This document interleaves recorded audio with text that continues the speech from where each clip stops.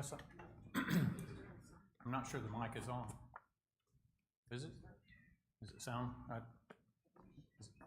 Okay, I'm getting nods. Never mind. It's not picking up my scratching. Are we out of material? Yeah.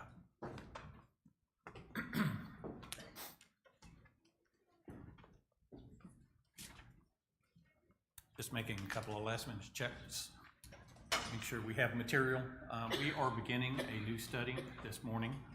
For the next 13 weeks, we're going to be studying the books of 1st and 2nd Thessalonians. We've selected a book that has 12 lessons, so we don't have to parse and cut and paste and smash lessons together for the coming quarter for the Youth Bible Weekend that we'll have in the midst of our study. So that fit from that point of view. It also fit from the material, the two books that we wanted to study. We've used Wilson Adams material before, and they are like most workbooks. They're like, as engineers like to say, they're like models. You know, all models are wrong, but some of them are good. And that's the way with this workbook. It's a way to guide us through the study. It's not the entirety of what we'll talk about, but it's a way of beginning to make preparations for the coming lessons. And so I encourage you to get a book and keep up with it. Before we begin, let's start with a word of prayer. Our Father in heaven, we're thankful for all the ways that you're mindful of us, but especially for this opportunity that we have to assemble here and study from your word. We pray, Father, for guidance as we consider the things that the Spirit has preserved for us, that we consider those things carefully, think about them, think about the lessons that we should learn from them, and how they can prepare us to be a better service to you here in this community. Watch over us as we study together, and help us to be considerate of each other's and be willing to share each other's ideas so that we may become strengthened by the knowledge, by the insights that we can have together. And we hope that as a result of this, we'll come to a better understanding of your word and what you would have us to do to be pleasing in your sight. Forgive us for our sins, Father. In Christ we pray. Amen. Okay, Paul founded this particular church on his second missionary journey. Do you remember how it was that he came to be in Thessalonica? When he left Jerusalem, was this one of the places that he appeared to be on his way to? No. What's the indication? What makes you think that? Well, he was on his second missionary journey and received the Macedonian call. Okay. To go to Macedonia and Philippi, and then from Philippi he got run out of town. Well, we'll get to that. That's good. Keep your thumb at those facts, because we will get to that. And it appears that Paul, if you think about the ancient world, what you know about the Mediterranean, he actually went overland up into this particular region, and was actually appearing that as he approached the coastline, after stopping and picking up Timothy and stopping to encourage some of the churches that he visited the first time, when he got to the coast, he intended, it looked like, to go down the eastern side of the Aegean Sea. But it says in the record that he was prevented from doing that. He was steered away from that.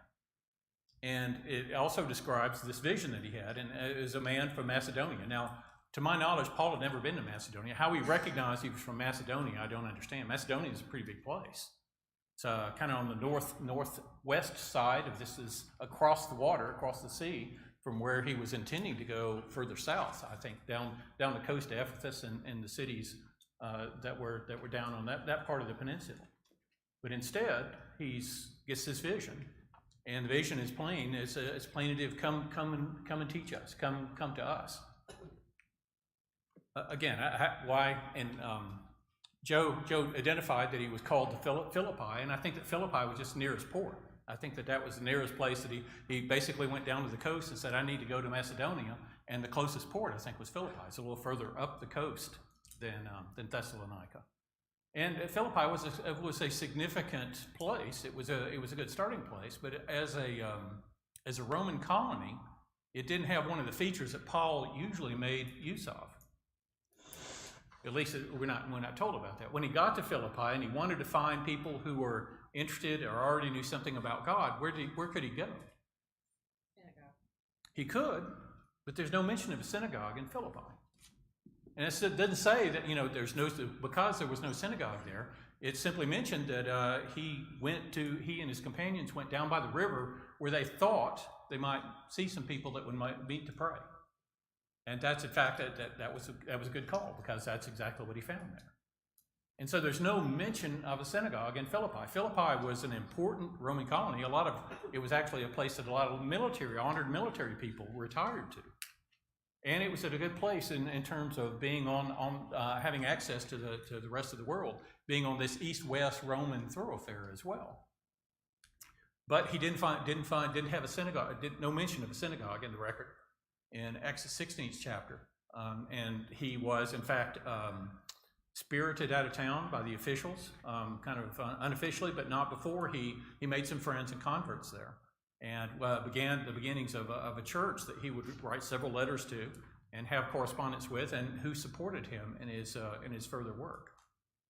So I'm going to suggest to you, when Paul left on his second missionary journey, the places that he intended to visit, the churches that he established on the first missionary journey. But beyond that, it kind of looked like he was going to go to the coast and work his way south, so that I think that he would have ready access whenever he decided he'd want to return. It wouldn't be too long a trip to Jerusalem. But that's supposition on my part. The scriptures don't really tell us about his plans, other than he was prevented from going where he wanted to go in deference to this Macedonian call that the Spirit provided for him. And so, having established a church in Philippi, and being spirited out of town, escorted to the edge of town by the town officials who inadvertently had exposed themselves to potential criminal charges by beating him without due process, assuming that he was just one of those troublemaking Jews and not a Roman citizen. When they in fact found that he was a Roman citizen, they wanted to kind of bury the situation, or cover up the situation as best they could by getting Paul out of town. And so he worked his way down the coast and came to Thessalonica. How long did he stay in Thessalonica? 3 weeks. About at least 3 weeks. It mentions there that he went to a synagogue. Again, this city is a little different than Philippi, although there was a port there. But this city was situated a little differently. We think of Corinth as being the major port in this part of the country, and it was more accessible. It's closer to the Mediterranean. But Philippi, or rather Thessalonica, had several significant geographical advantages. Did you one of the questions suggested going on the internet, and that's maybe, you maybe think that Wilson may have lost his mind, actually directing people to go onto the internet. But if you didn't go to the internet, you looked up something in a commentary or in another source, what did you find out about Thessalonica that makes it interesting or compelling as a place to go and preach the gospel? Cynthia? It was the second largest city in Greece. Second largest city in Greece, and as a matter of fact, when the Roman Empire split east-west, it was the second largest city in the east. And that includes then Byzantine, Constantinople, and some other major places. Todd? And touching on that same point, according to historical resources, it was about 1 million people in the metropolitan area, which is like Dallas today, so lots of souls there to talk to. And that's in modern times. At the existing times, it's probably, at least with some of the things that I read, it's closer to being maybe 150,000. Cities not being really, really big in those days. Because yeah, I'll have to double check that. I thought modern day was 315,000. I saw something like that, but it was it's actually they've changed the name around 1910, I think. They changed the name to one of the classic names. It's still okay to call the place Thessalonica. That's an accurate name, but that is I think probably because the King James Version of the Bible, the preferred English name and not necessarily the preferred name by the residents. But nonetheless, it was significant and has maintained a significant population of a number of different people. I mean, really, the Greeks began to move back and populate the city after probably around 1100 or so, or it seems like that there was significant occupation by not only the Jews, or in terms of the citizenry, but also Turks and many other citizenries over its really colorful history. What else geographically did you find out? I don't know if it's geographically, but Or interesting about the city? Yeah, one of the things that I found was it was founded by a Macedonian general named Cassandra, and in 315 BC, and it was named after Alexander the Great's stepsister. That's what I understood too. That is actually named after, and so it's a significant city in Greece. You know, we think about it being the next place to run to, or some place to slip away to from Philippi, the next town that you might come to, and it might be the next town, but it had significant advantages in terms of trade. Not only was there a port there, but it was also at the intersection of crossroads of significant highways. I mentioned this east-west thoroughfare, but it was also at the south end of a north-south highway that went into the Balkans, which allowed trade from outside of the Roman Empire. Leo? Yeah, I was just gonna say the north-south and east-west, so there were multiple ways of connecting. Okay, you couldn't go, I mean, you have to go south along the coastline. If you went directly south from Thessalonica, you'd be out in the water. So this highway, this north-south highway kind of ended there.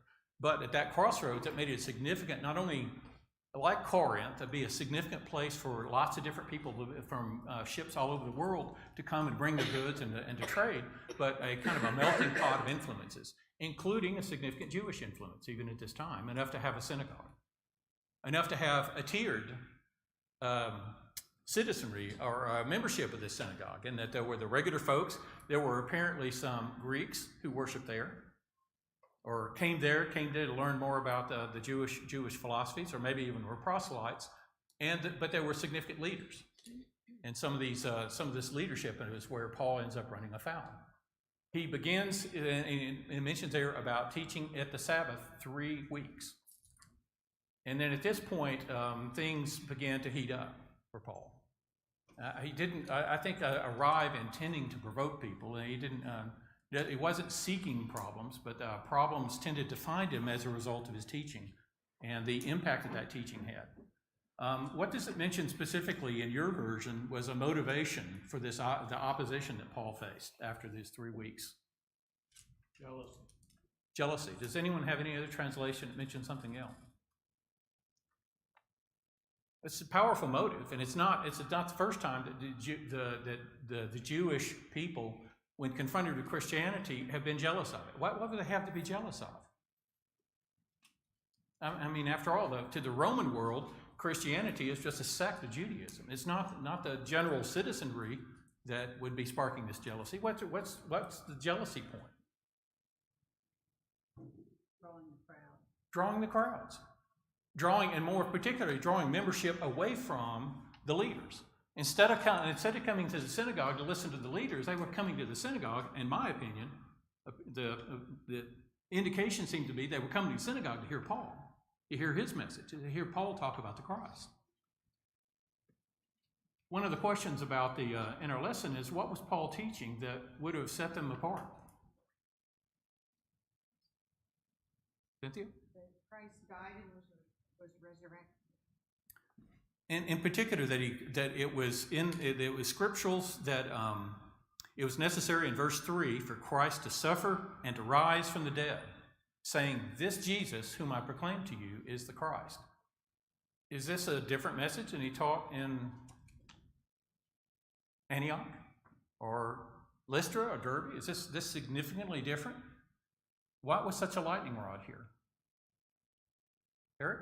In other words, different. Obviously, this is Paul's first time in the area, but the implications of the Messiah already having come, and also that he had come and ushered in a completely new system of being reconciled to God. It dismantles it doesn't dismantle all of their traditions, as it were, but it does dismantle their priestly arrangements and all of the aspects of Judaism as a religion. That's what they were. Yeah, that was their livelihood. That's true. All the things that Eric said was true. Is what he was teaching about the Messiah, that the Messiah had already come, and much less that he had been crucified and had been killed and had been risen from the dead. Those were all part of the gospel that he taught everywhere. Word may not have reached this part of the world, or the details about that it may have been that there was some kind of hubbub or some kind of a dust up, probably now this is 20 years ago, that some people may have heard of that, but this hadn't really gotten to this part of the world in a way. At least the Jews weren't very well organized here. What kind of opposition did the Jewish leaders present? Did they counter arguments because of the depth of their scriptural knowledge? Did they appeal to the honoring the covenant with God?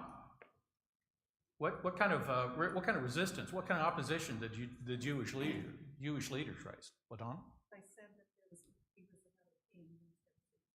Okay, which has been tried before, which is eerily reminiscent of the events 20 years prior. That was the charge, that was kind of the official charge that the Jews laid at Jesus' feet when they took him before Herod, or rather Pilate, is that he was seditious. He was trying to draw people away from the Caesar. That was at least that was the official charge that they brought before the city. But where did they make their appeal? Did they make their appeal to the general populace or to the members of the synagogue? Who did they draw into their movement? Wicked men. Wicked men.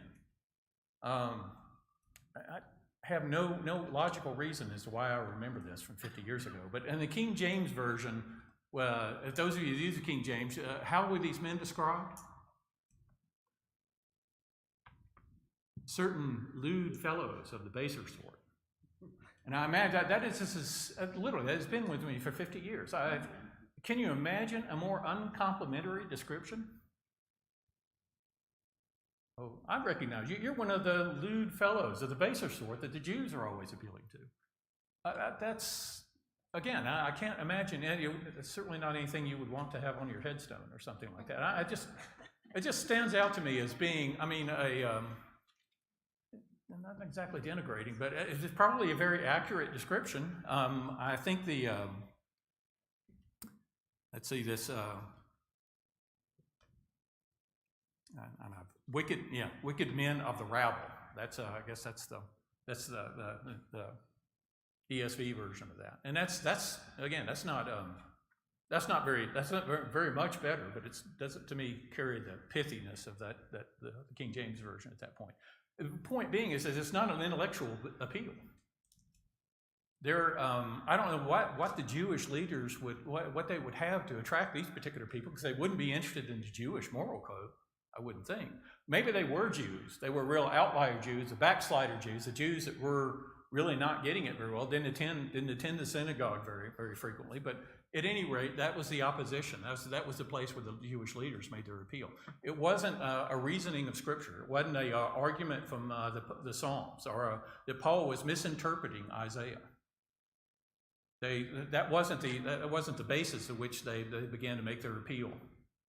And rather than making their appeal, they kind of roused up this mob and got them activated, and basically stormed the city officials with the complaint that the men who have turned the world upside down have come here also.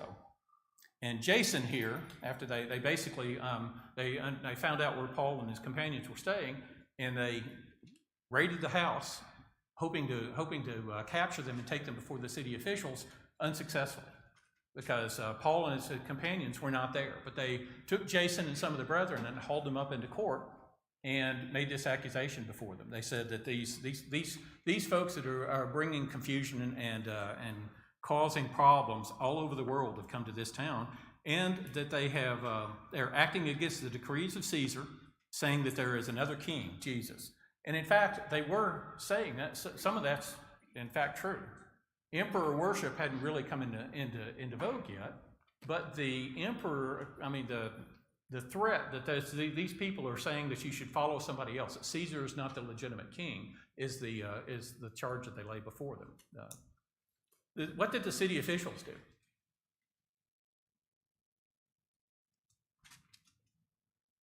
Did they take the Jew side?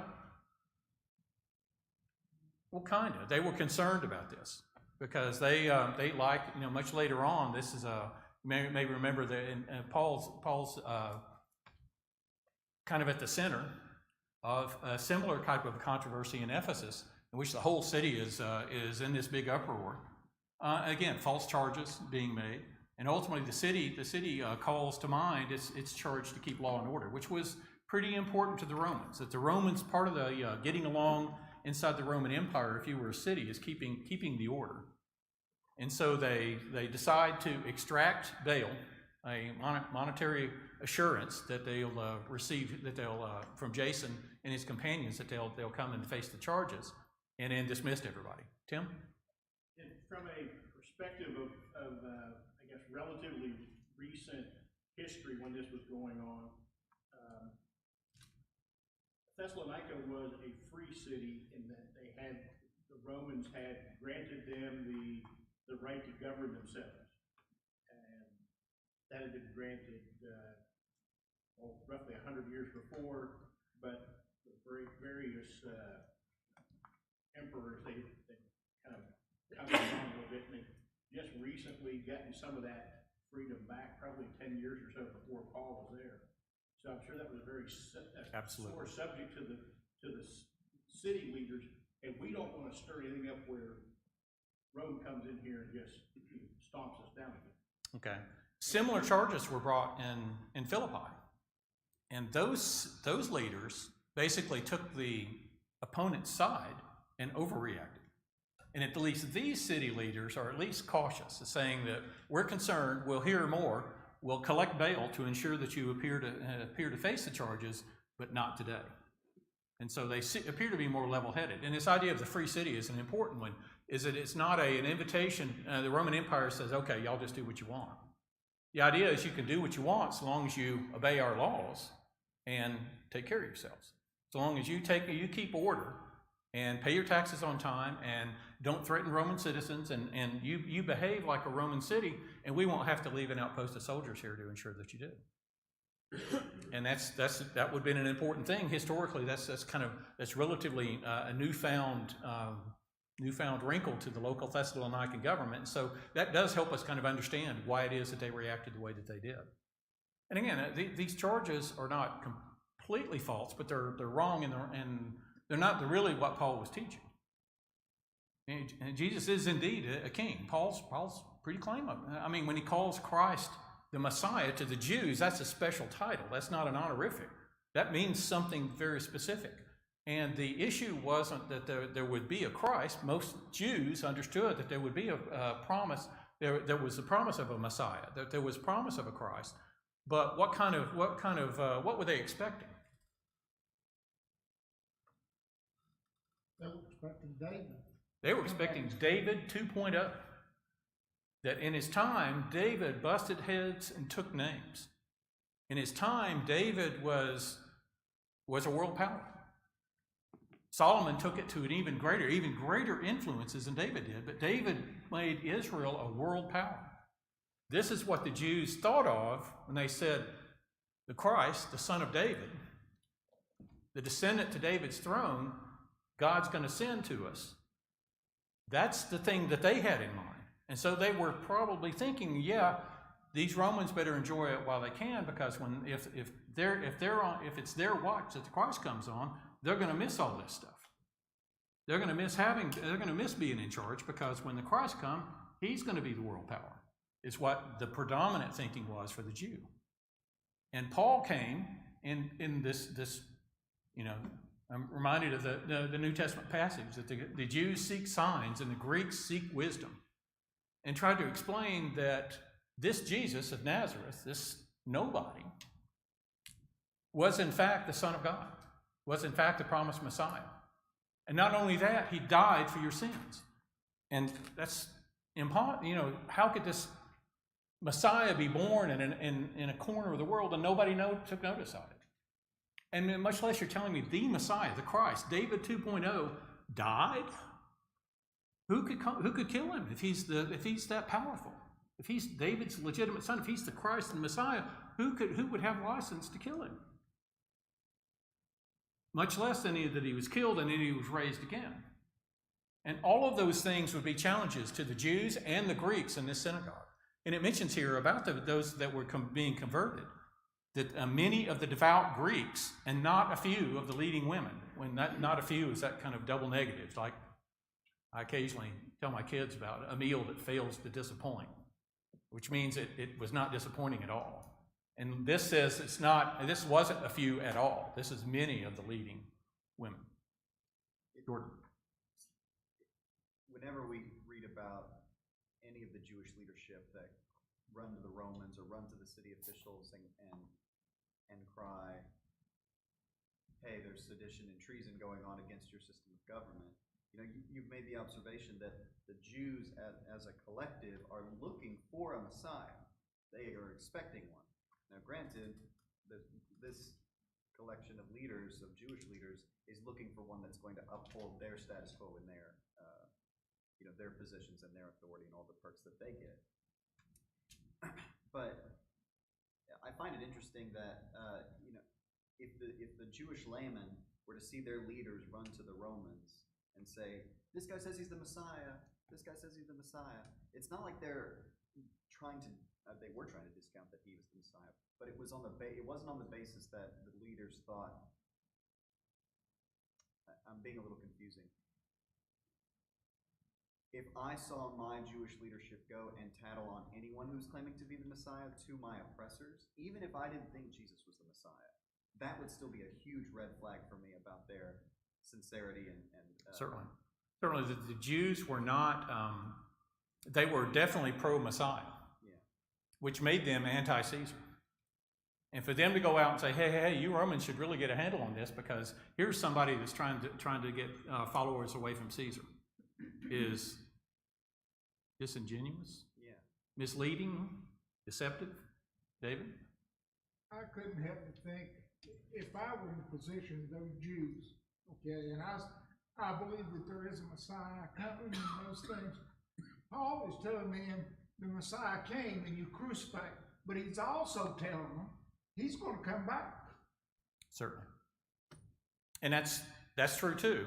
And part of the problem with the Jewish leadership in this part of the country is the same problem that Paul had with the Jews in Asia Minor and Galatia and Antioch and Jerusalem. As the fact of the matter is that Jesus was not what they were expecting.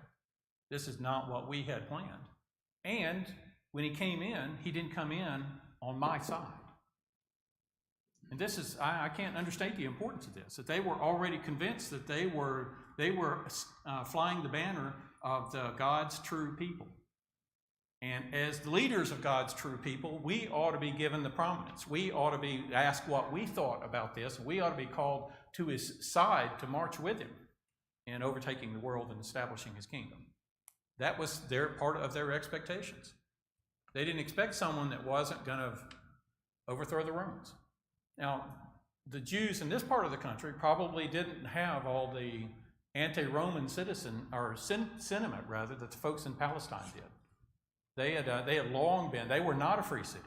They had been an occupied city for some time because they had this tendency to misbehave according to the Romans, and the Romans left garrisons of soldiers there to ensure that and military governors and such to ensure that they stayed in line.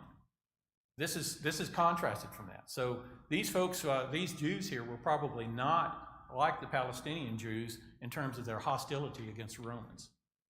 They didn't necessarily love them, but they maybe appreciated the benefits of having law and order and peace and tranquility, relatively speaking, within the empire. And certainly the appeal that Paul would have made is saying, if you're tired of serving the Romans, there's a new king in town and you ought to sign up. That's not the kind of recruitment that Paul was doing here. But nonetheless, the parts that the Jews did understand disturbed them and moved them to take this action against Paul to try to censor him.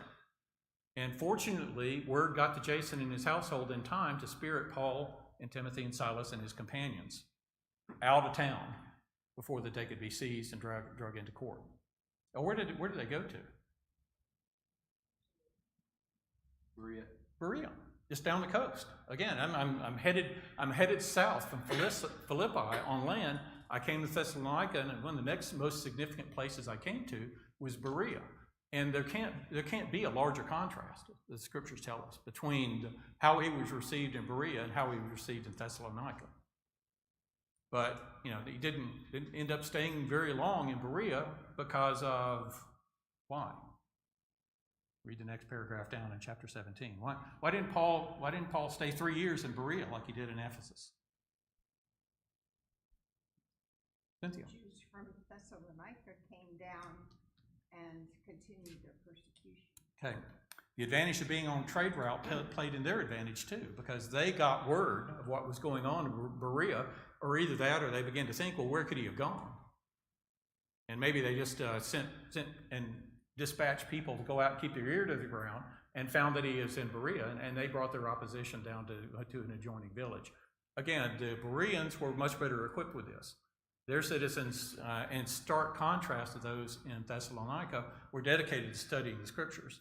And what they ultimately ended up doing was spiriting Paul away and leaving some of his companions there for a period of time. And that's where we get that portion of the split in the missionary journey. So that kind of sets the stage for how this church began. Kind of a good start, but then encountered problems and had something of a rocky start then. When we encounter these two letters, the letters to the Ephesians, or the three portions